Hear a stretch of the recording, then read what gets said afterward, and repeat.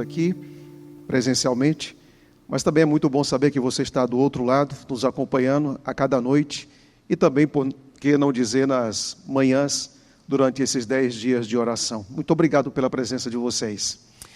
Bem, durante essa semana à noite, nós estamos trabalhando, ou vamos trabalhar, começamos ontem, com o tema O Grande Conflito e as 3 Mensagens Angélicas.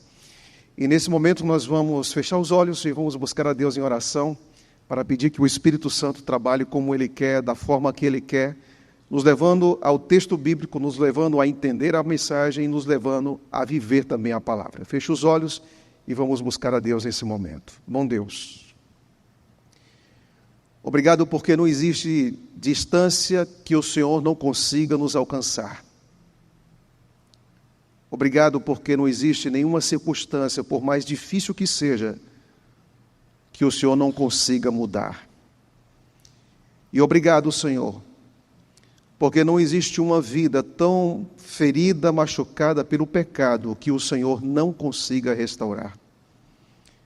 Obrigado porque Teu Espírito está trabalhando aqui agora no coração de todos nós.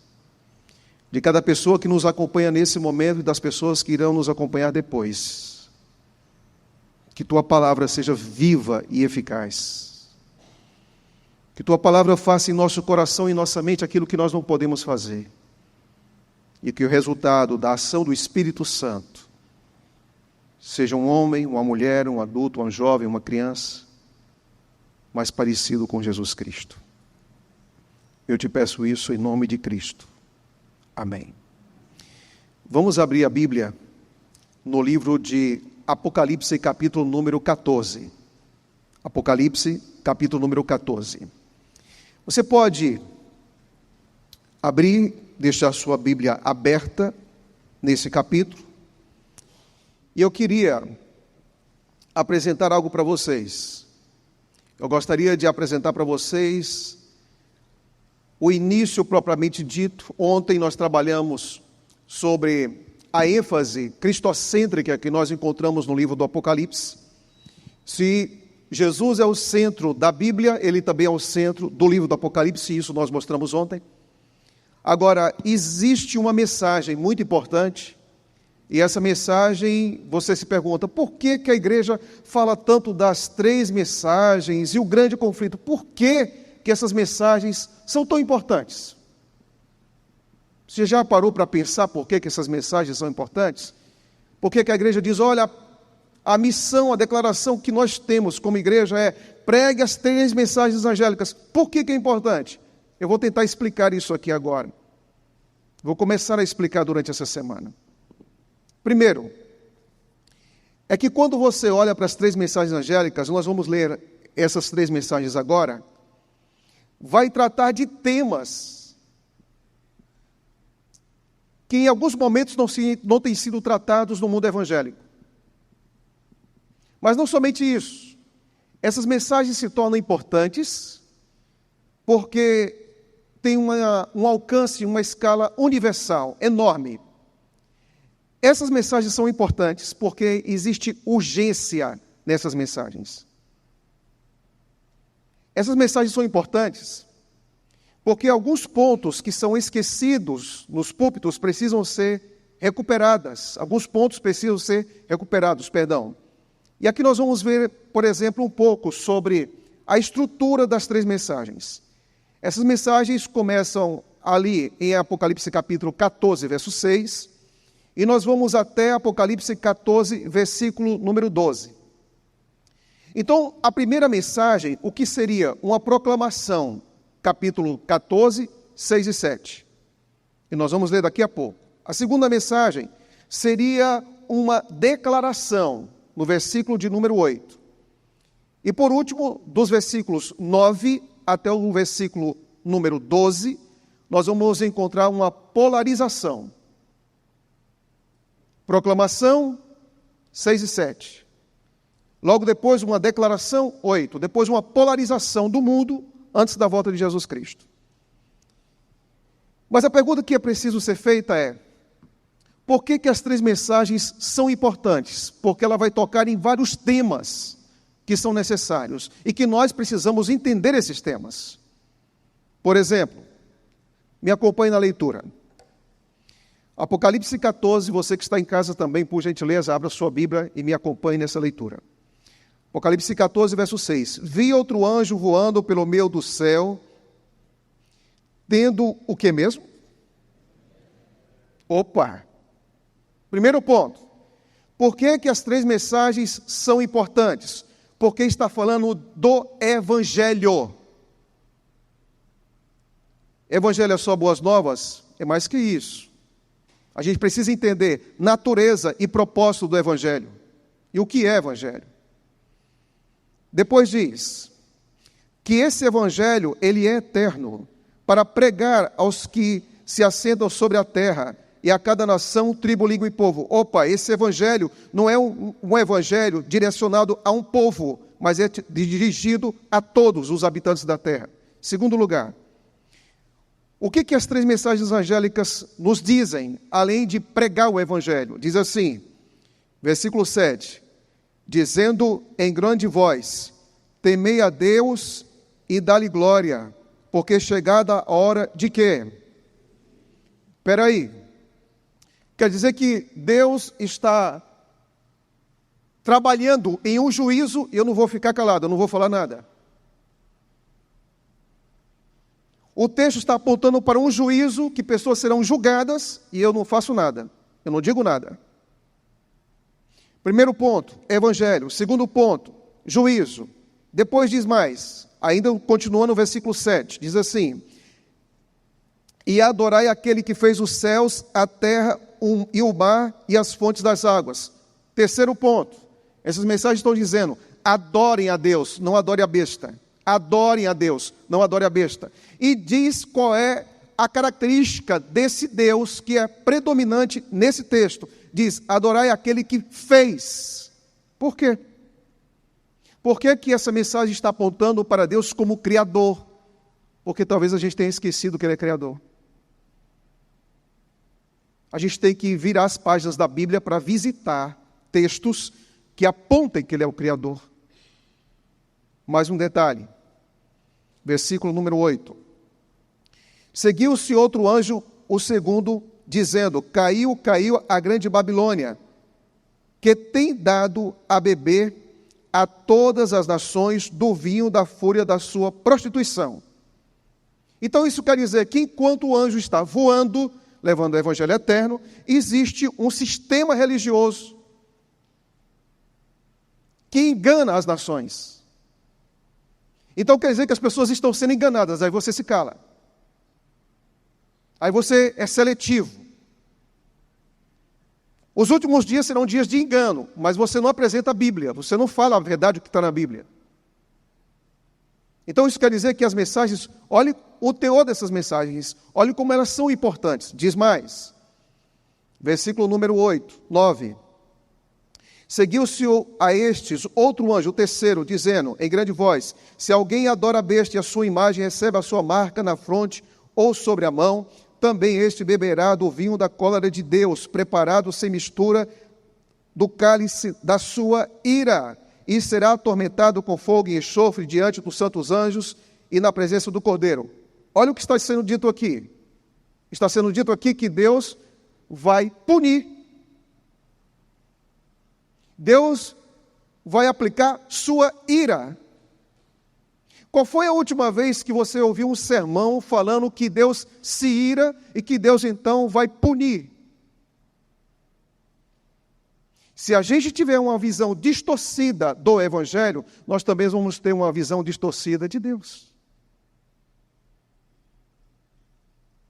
Mas eu quero que você venha comigo, para que você entenda algumas coisas importantes sobre o Evangelho. Nessa noite, vamos para o primeiro tópico. Durante essa semana, as três mensagens angélicas, nós vamos trabalhar em cada uma delas e depois vamos trabalhar no contexto do grande conflito. Nós estamos em um grande conflito desde que o homem caiu. Mas o tema de hoje é o Evangelho eterno.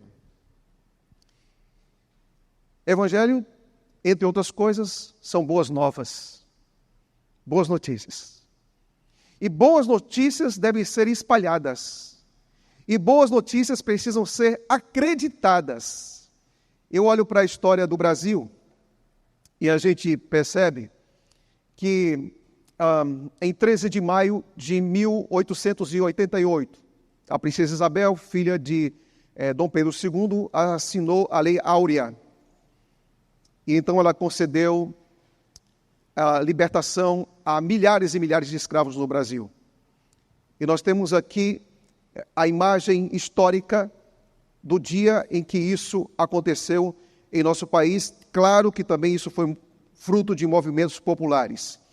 Já em 1º de janeiro de 1863, e isso só foi se consumar de fato nos Estados Unidos em 1865, nós encontramos também a assinatura do presidente Abraham Lincoln, também libertando milhares e milhares e milhares e milhares de escravos nos Estados Unidos.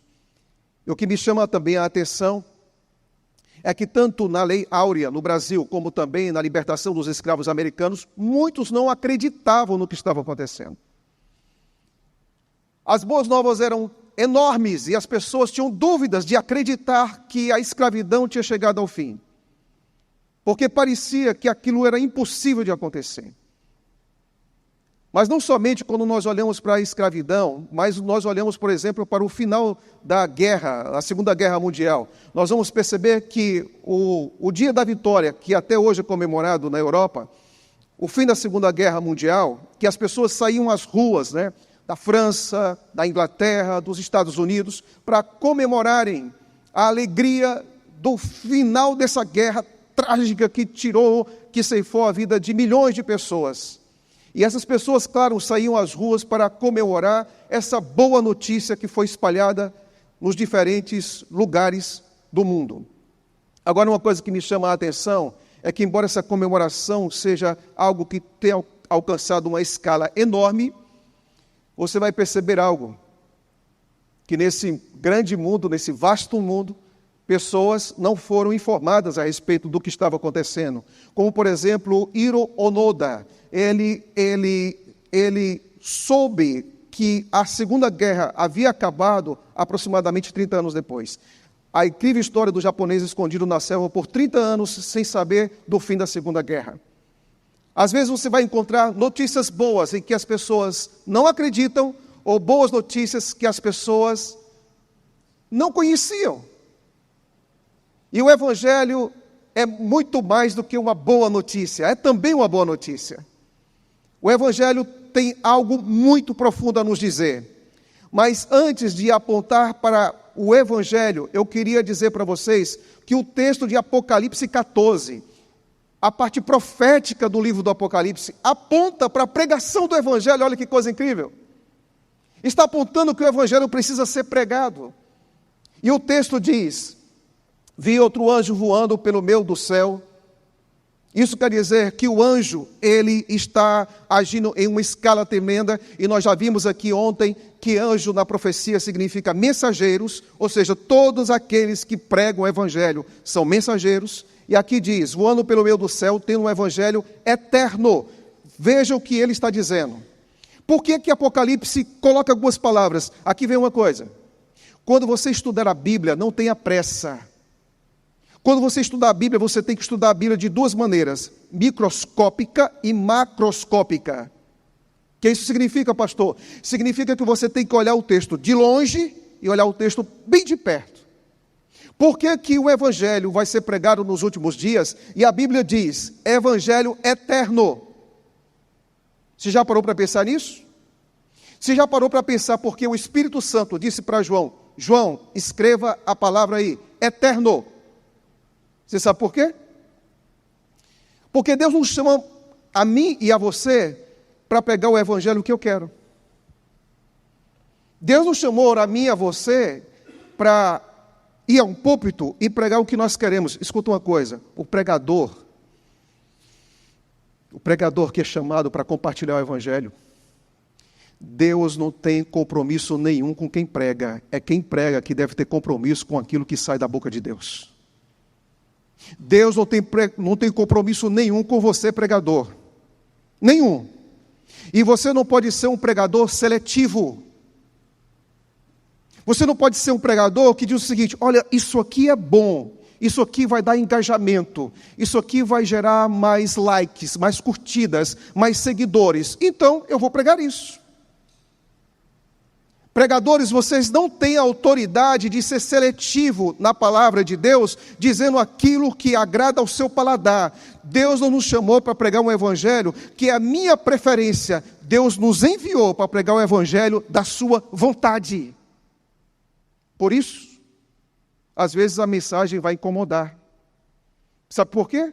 É fácil pregar sobre o juízo? É fácil pregar sobre o juízo? É fácil falar sobre julgamento?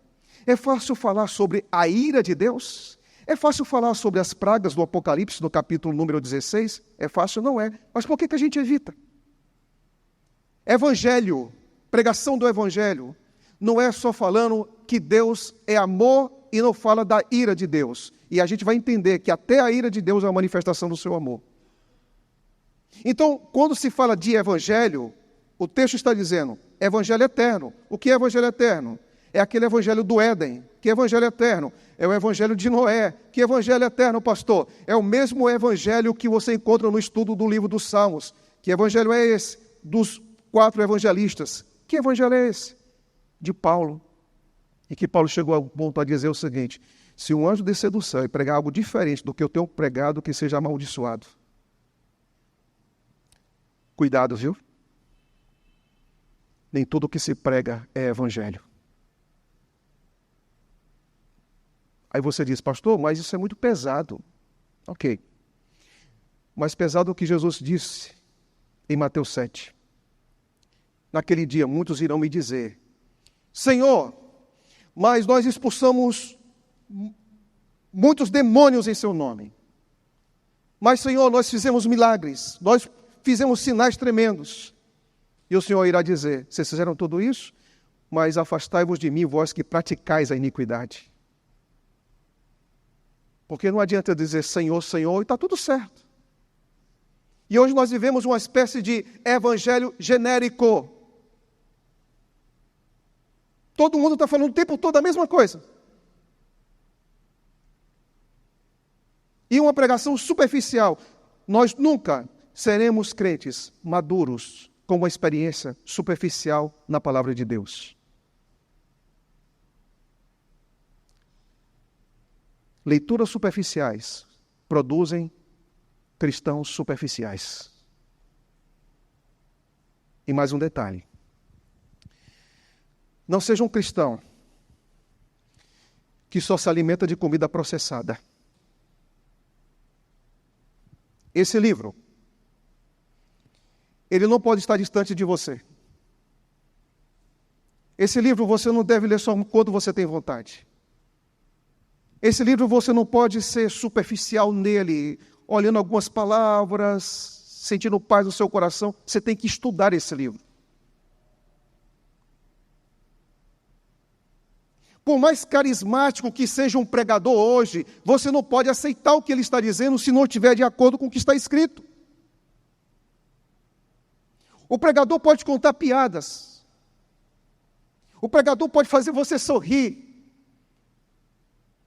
Mas se ele não estiver comprometido com o que está escrito, não escute o que ele tem a dizer.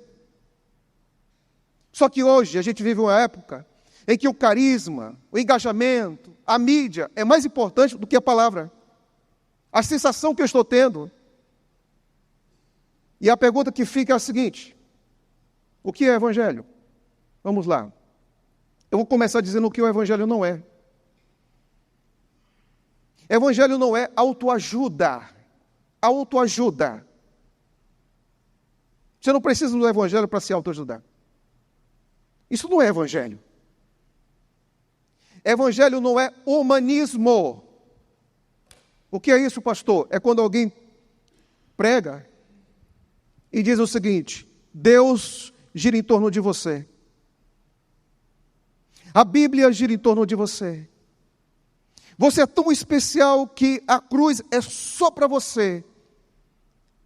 É como se o centro do universo fosse você. É como se tudo que Deus faz e tudo que Deus é não fosse para a glória dele, para a sua glória. Eu quero dizer uma coisa, você é muito importante, você é amado, você é querido e você é aceito em Jesus Cristo, mas toda a glória é para Ele. Deus quer que você se esvazie. Evangelho não é humanismo, evangelho não é autoajuda, evangelho não é o homem no centro, é Deus no centro. Evangelho não é prosperidade especulativa, você dá mais, você ganha mais, e tudo mais, e você então vai parar de sofrer. Isso não é evangelho, isso não é evangelho. Evangelho não é misticismo. Coloca um copo em cima aí da televisão, onde é que está isso na Bíblia, gente? Onde é que está isso? Aí depois tem sal grosso, aí tem que se vestir de branco. O que é que tem isso na Bíblia? Para de ser levado por essa onda, em que infelizmente hoje são muitas bocas abertas e poucas Bíblias abertas. É muita gente falando e poucas vezes a Bíblia falando. Em nome de Jesus, vocês que estão aqui presentes e você que está em casa, vamos fazer aqui um compromisso nós dois juntos agora? Eu quero viver de toda a palavra que sai da boca de Deus. E você? Eu quero viver de toda a palavra que sai da boca de Deus. Você também?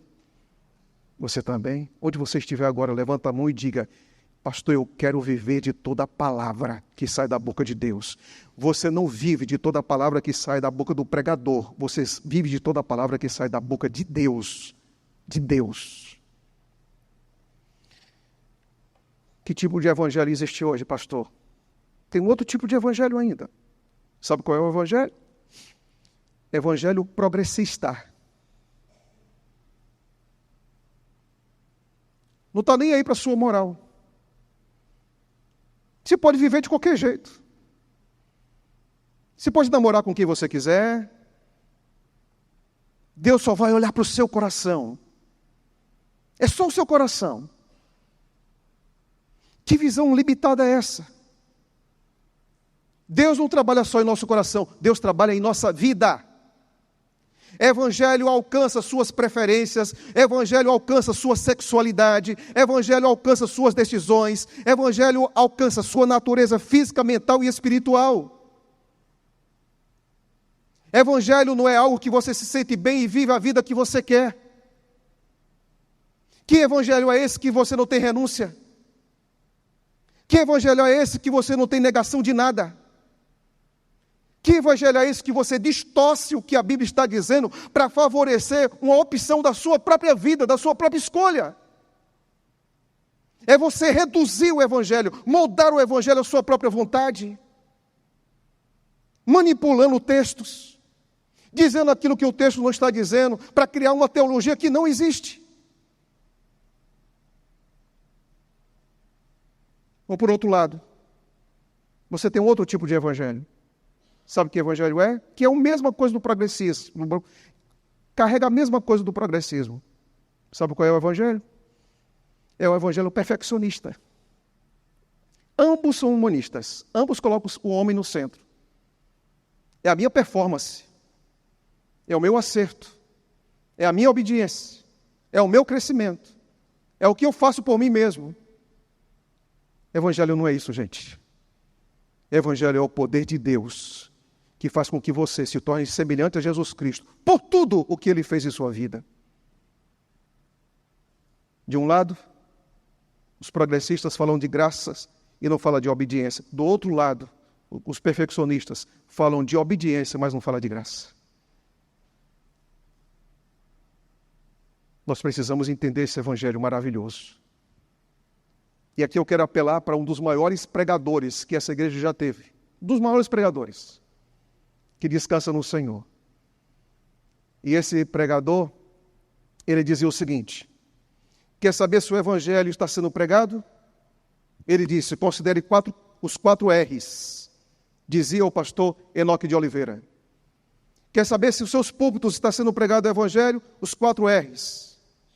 Primeiro R, a ruína do homem. Segundo R, a redenção em Cristo. Terceiro R, a regeneração pelo poder do Evangelho. E o quarto R, a responsabilidade do homem. ante Deus. Isso aqui é o resumo do Evangelho. Significa uma coisa. Como é que tudo começa? Começa com a queda.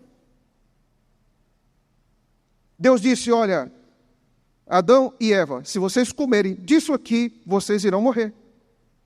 Era ordem, era regra, era princípio, era lei dentro do Éden. E se eles obedecerem, eles teriam uma vida diferente. Nós teríamos uma vida diferente.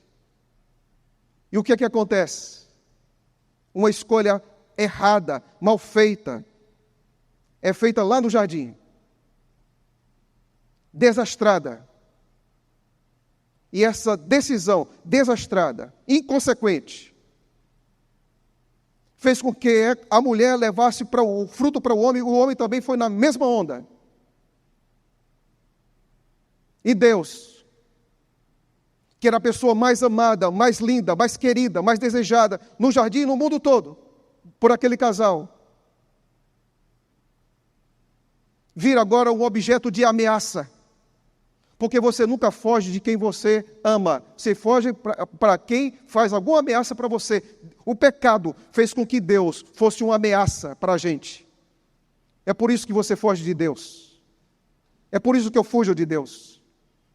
É por isso que Deus usa 1001 maneiras de me alcançar, mas eu resisto. Por quê? Porque o pecado faz isso. Nós estamos sempre em fuga e Deus sempre está à procura. Então isso quer dizer que o homem então foge da presença de Deus e depois passa a acusar a Deus, acusar o seu cônjuge por tudo o que está acontecendo. A gente carrega culpa, a gente carrega medo, a gente carrega fuga, porque isso é consequência do pecado. As coisas não eram assim. Deus não criou você assim.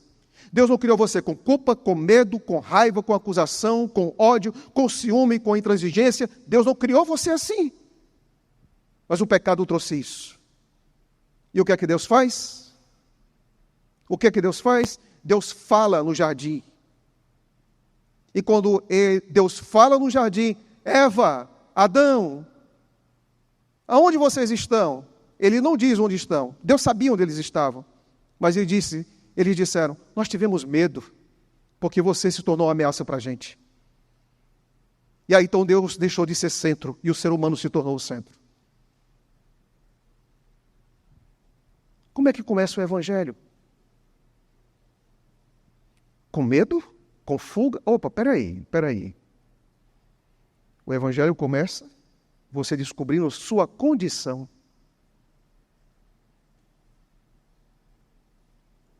Você nunca vai desejar remédio se você não reconhecer que você está doente.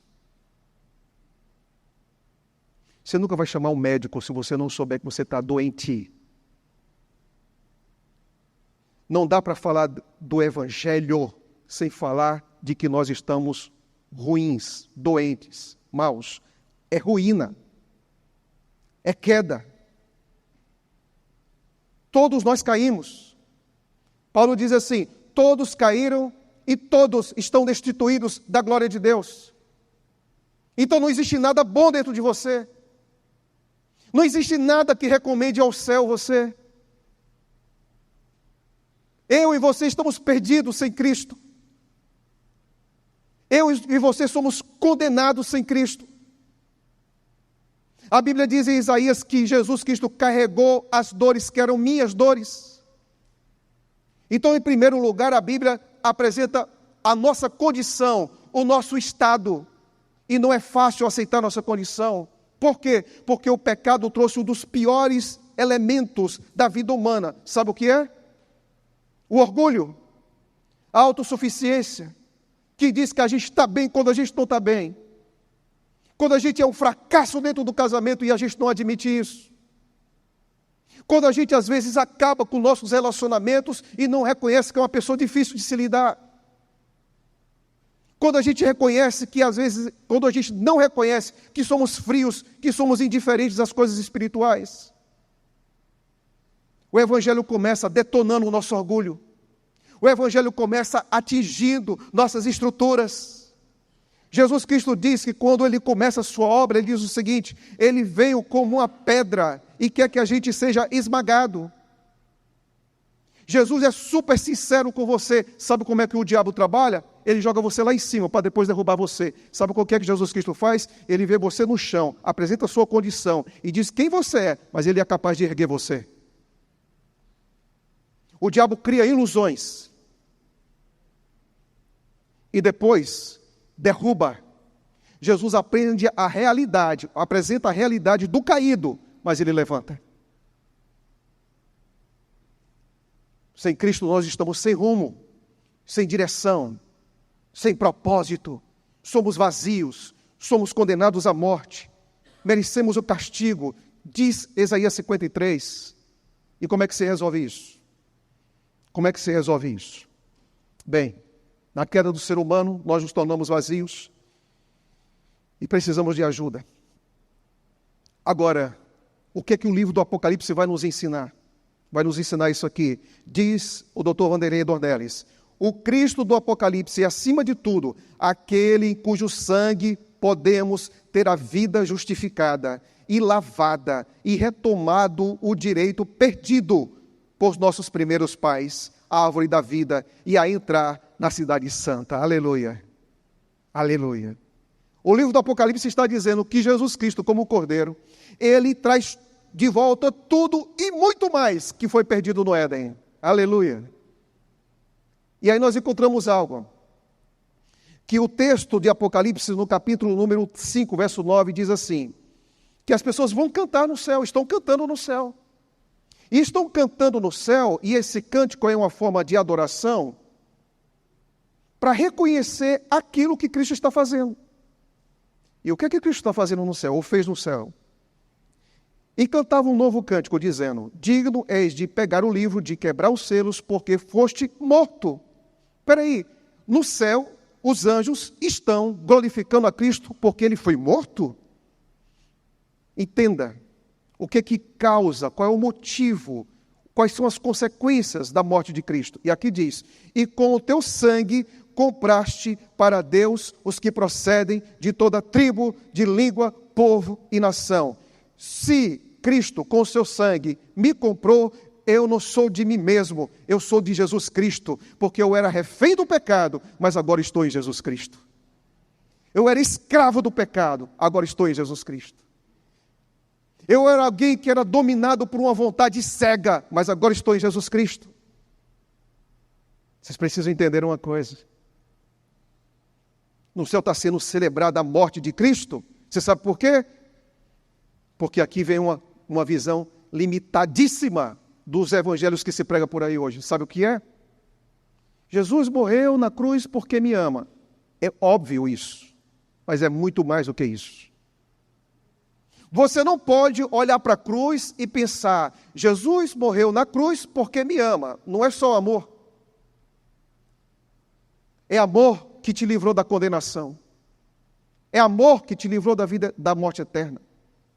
É amor que disse, o castigo não vai ser sobre Lucas, o castigo vai ser sobre mim. Então isso quer dizer que a morte de Cristo, além de uma declaração poderosa de amor, chama-se de expiação. A cruz era minha e era sua. A condenação era minha e era sua. Mas só que existe uma coisa. No céu está sendo celebrada a morte de Jesus Cristo. Aí você se pergunta, por que a gente celebra a morte? Porque a morte dele é uma evidência maior do nosso resgate.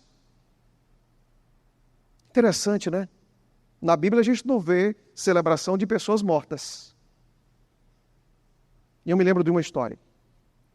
E a história é essa aqui. Quando Osama Bin Laden foi morto pelos SEALs americanos, os americanos, quando souberam dessa notícia, no governo Barack Obama, foram diante da Casa Branca fazer, sabe o quê? Celebrar.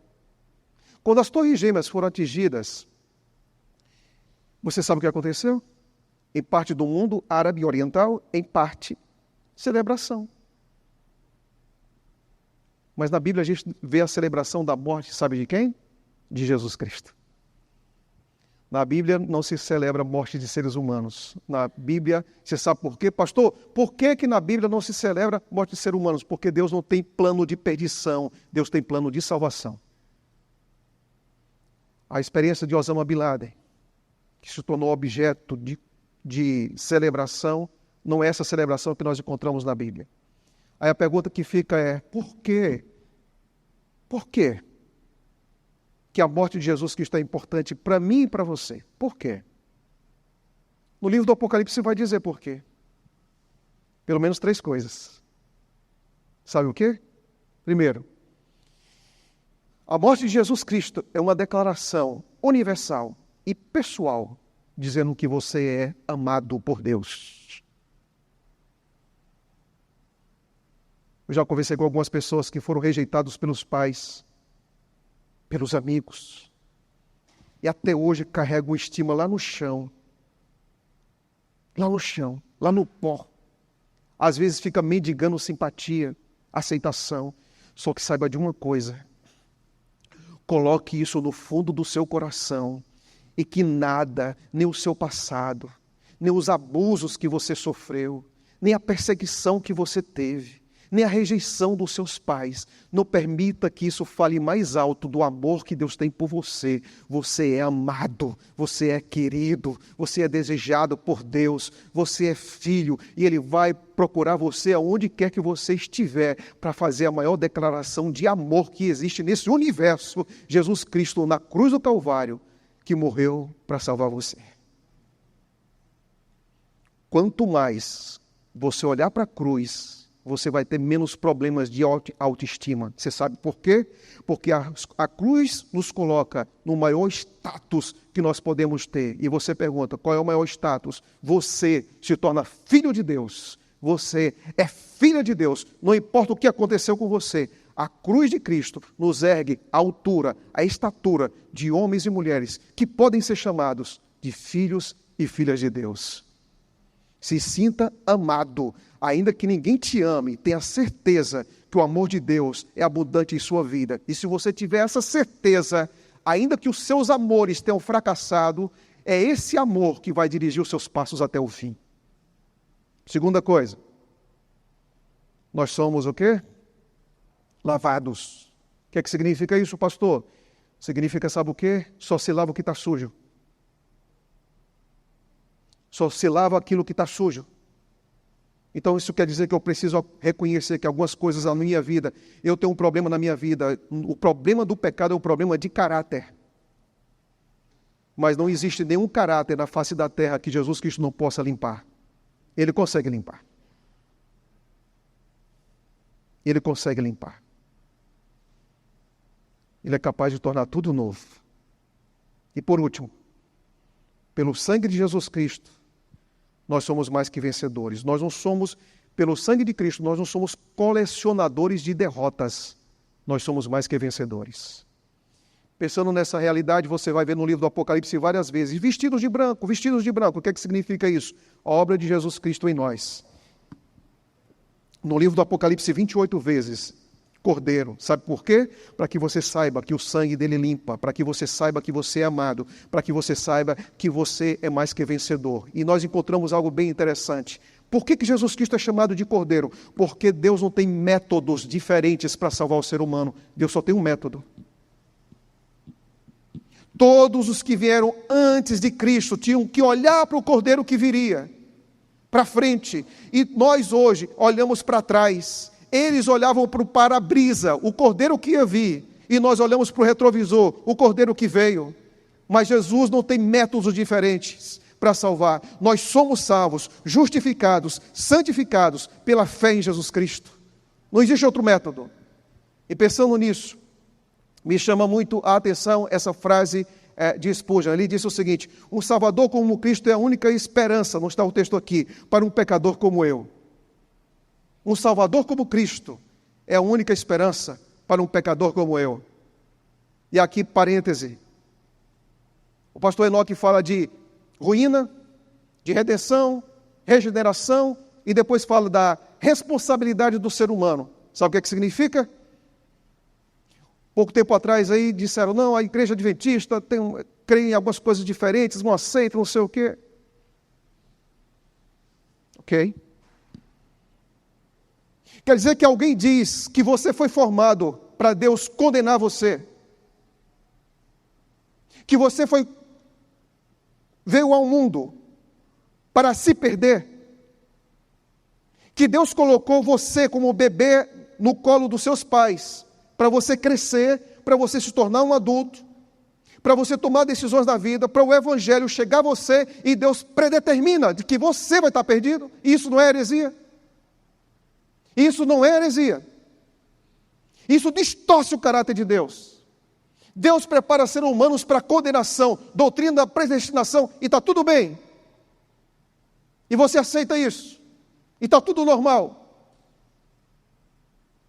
A Bíblia diz que Deus amou o mundo de tal maneira que deu o seu Filho, para que todo aquele que nele crê. Você não tem um destino já voltado para condenação, porque Deus não tem plano de condenação, Deus tem plano de vida eterna. De vida eterna. Deus não criou você para destruir você. Deus criou você para reconstruir você. E através da sua morte, Ele quebrou os grilhões da morte e abriu para mim e para você as portas do paraíso. Eu concluo com duas coisas. A primeira, a morte de Cristo na cruz é mais que uma declaração de amor, é também uma manifestação de poder. Isso significa que nada do que você tenha, nada do que você passe, nada do que aprisiona você é maior do que o poder de Deus. Você sabe por quê? Porque o Evangelho é o poder de Deus para todo aquele que crê. Você não consegue fazer por você o que você quer. Mas se você colocar a sua fé e vontade na direção dele, ele vai fazer por você o que você não consegue. Eu concluo com essa história. Esse senhor, conhecido por Nicholas Winton, ele salvou 669 crianças. Antes do início da Segunda Guerra, ele é considerado o Schindler britânico. E ele lutou por várias crianças. Total 669. E ele recebeu uma homenagem por aquilo que ele fez. E ele agradeceu a homenagem e o reconhecimento. Mas um dia alguém se apresentou ou se aproximou de Winton e disse: Winton, você é um herói. Você marcou a história, você é alguém que salvou quase 700 crianças, 700 vidas. E as pessoas começaram a repetir, a dizer: você é herói, você é herói, você é um herói. E a resposta de Winton foi a seguinte, olha o que ele diz. Ele diz o seguinte: eu não sou um herói, pois somente o herói faz coisas extraordinárias. Eu não sou um herói, porque somente o herói faz coisas extraordinárias. Jesus é o nosso herói, é o seu herói. Jesus fez coisas extraordinárias. Jesus trocou o trono pela manjedoura. Você já parou para pensar nisso? O Verbo se fez carne e habitou entre nós. Você já parou para pensar nisso? Ele foi 100% homem, 100% Deus. Aquele que disse que eu tenho sede, foi o mesmo que disse: eu sou a água da vida. Aquele que teve fome também disse: eu sou o pão da vida. Aquele que andou pelas ruas estreitas de Jerusalém, carregando a cruz por você, é aquele que disse: eu sou o caminho. Aquele que flutuou na barriga de Maria por 9 meses, é o mesmo que diz: eu sou a vida. Aquele que aprendeu aos pés da mãe os ensinamentos da Torá, é o mesmo que diz: eu sou a verdade. Aquele que disse na cruz: está consumado, é o mesmo que Pedro pregou dizendo que não há salvação em nenhum outro a não ser em Jesus Cristo. Só nele. Só nele. Eu não sei como está a sua vida hoje. Eu não sei como você começou esse ano. Mas em nome de Jesus Cristo, coloque o controle da sua vida nas mãos daquele que sabe controlar sua vida como ninguém. Repito, coloque sua vida nas mãos daquele que consegue dar um destino que você não consegue. Por favor, não viva uma vida de derrotas e de fracassos, quando Jesus Cristo está ao seu lado para dar a você uma vida de conquistas e de vitórias. E você pode perguntar agora: pastor, onde ele está? Aonde ele está? Ele está aí, agora, perto de você. Você está sentado agora, ele está aí, perto de você, sentado agora no sofá da sua casa. Ou talvez no celular no carro, ele está aí perto de você, dizendo: deixe eu conduzir a sua vida. E eu prometo uma coisa: se eu for o primeiro, você nunca mais será o mesmo. É isso que você quer dizer aqui também? Se ele for o primeiro aqui, eu nunca mais serei o mesmo. Você aceita isso? Levante sua mão e diga: eu aceito. Eu aceito. Eu aceito Jesus Cristo como meu Salvador pessoal, porque é isso que Ele é. Eu aceito Jesus Cristo como Salvador pessoal, porque é isso que Ele é para mim. Deus abençoe a todos.